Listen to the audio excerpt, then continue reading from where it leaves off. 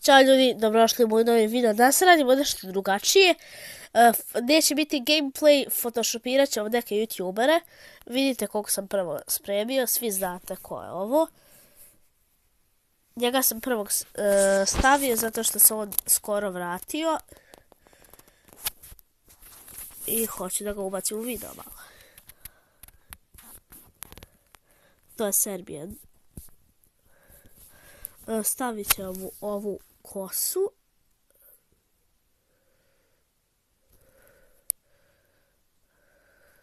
Da stoji baš dobro. U redu, našla sam ovu koja malo bolje stoji. Don. Uzet ćemo ovo.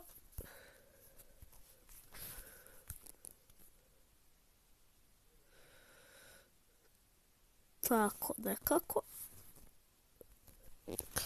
Sad ćemo da mu dodamo neke naočare.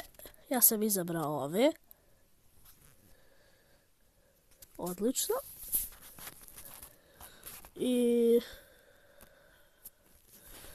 ne znam, sad ću opet da katujem, da vidimo šta bi još mogli da dodamo, pa se vidimo. Sad ćemo dodati ovo delo kao.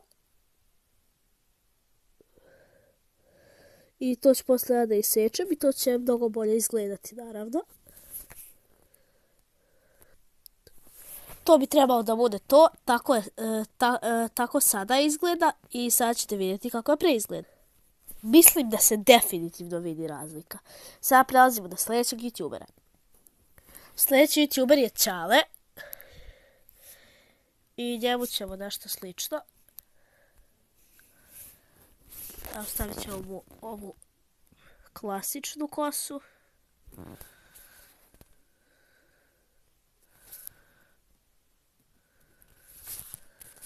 Tako.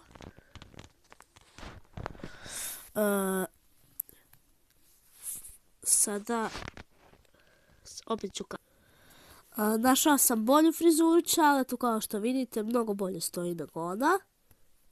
Sada ćemo mu staviti neku tetovažu. Ova mi baš dobro izgleda. I ona može da ide tako tu.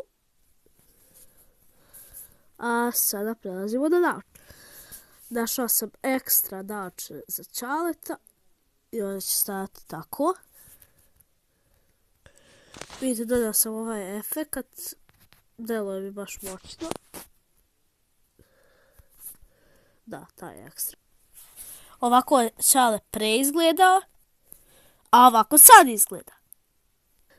I ljudi, to je to što se tiče ovog klipa. Ako ste uživali, ostavite taj like, podijelite video sa prijateljima i ako već niste, subscribe-ite se na kanal. Ćao!